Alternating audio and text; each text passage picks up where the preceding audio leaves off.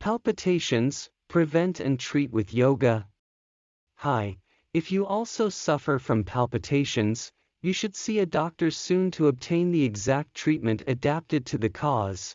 In any case, if your state of health allows it and with the agreement of your doctor, you can do the yoga exercise that I recommend today. This exercise can absolutely help you and others having symptoms of frequent and unprovoked palpitations quickly regain balance. This exercise consists of 2 parts. Today we will practice part 1 together. Warning: this exercise is not intended for people with a herniated disc. Now, if you are ready, please practice with me. First of all, we practice together in diamond pose for at least 1 minute. Come on, let's adjust the posture correctly. Push the waist forward. Shins and instep are completely relaxed on the floor. Hands resting naturally on both knees. The back, neck and head are naturally straight. The eyes are gently closed. 1 minute. Direct your thoughts in each slow, deep breath with the lower abdomen, for phases.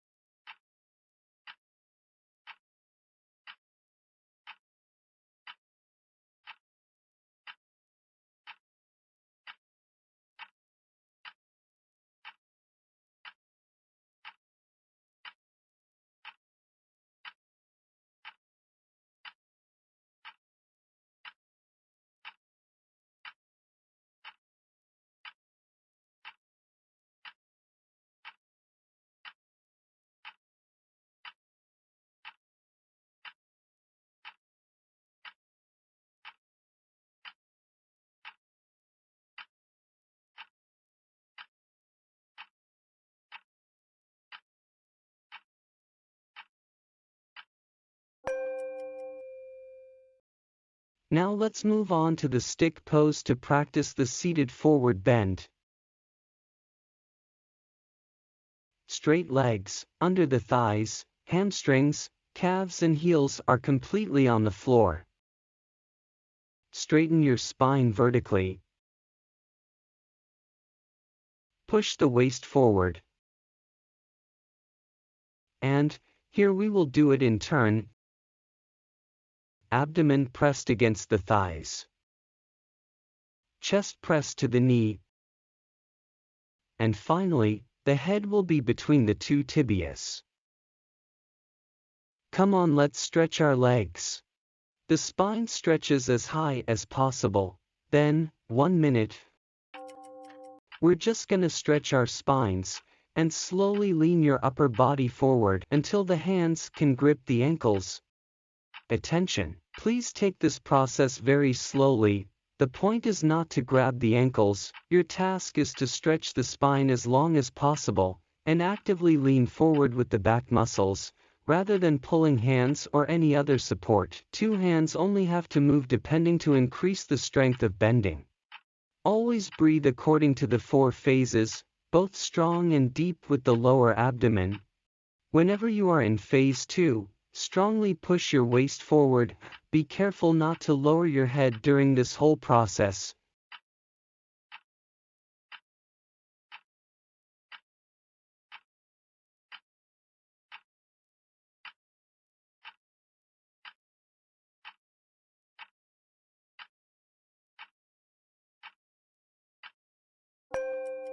Then we can hold our hands on our ankles. Now squeeze your hands on your ankles. 1 minute.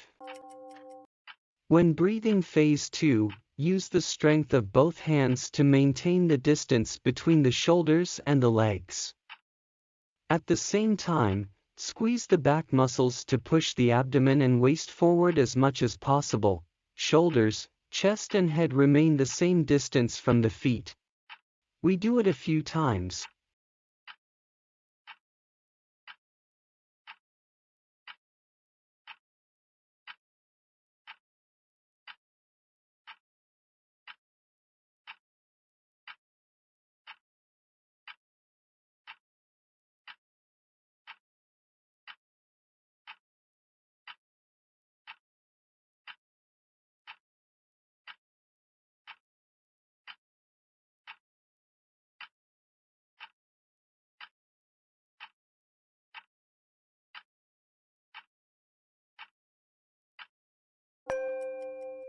Come on, we put our hands on our legs like that.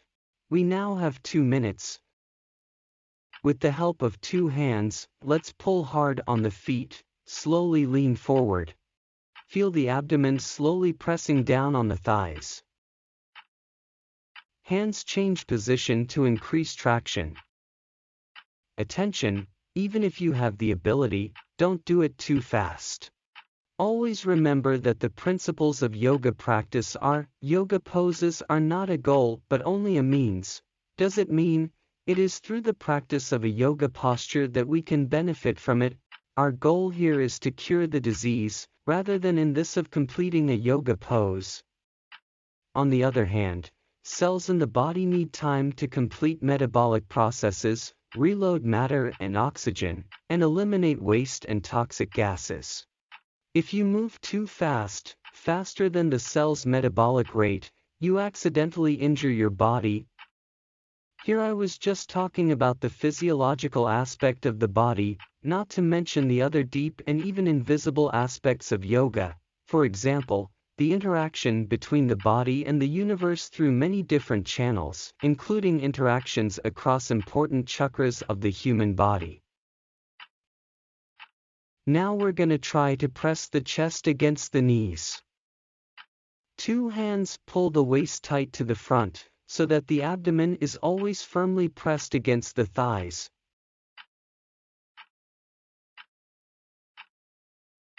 Come on, the belly and the chest are already pressed against the thighs and the knees. Now we will slowly put the face between the 2 shins, then maintain this pose for more than 10 seconds. Although it is difficult, try to maintain 4-phase breathing with the lower abdomen.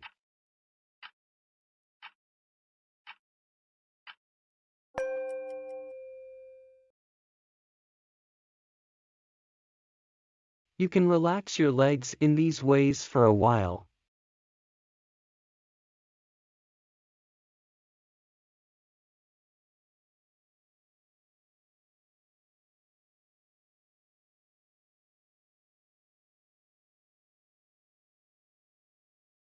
Now we are going to do an important pose, to help the spine to be both strong and flexible and to regain its natural physiological state, the upward-facing dog. Please practice with me.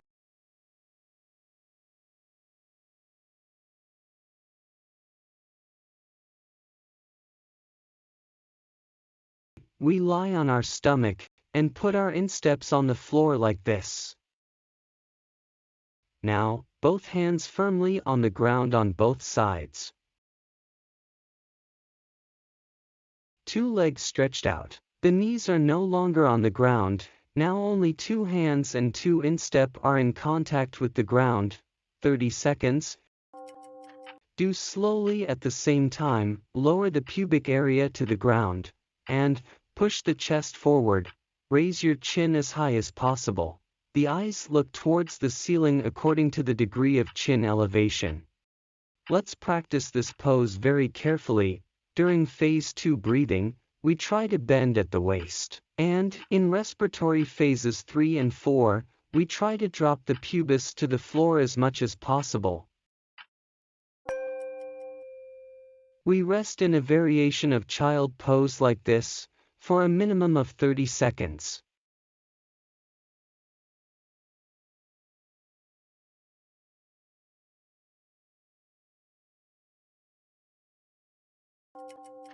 Here, instead of favoring vertical free fall, we will try to stretch the waist and arms forward. Always breathe 4 phases with the lower abdomen.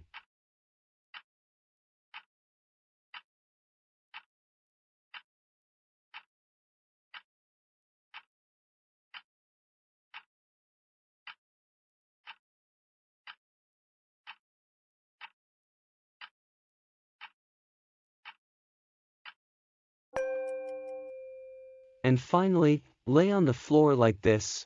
Find a way to relax your whole body, mind and body. You lie down like that for as long as you want. Now today with part 1 we stop here. Please do your best to practice part 1 so that you can continue practicing part 2 with me in the next practice session.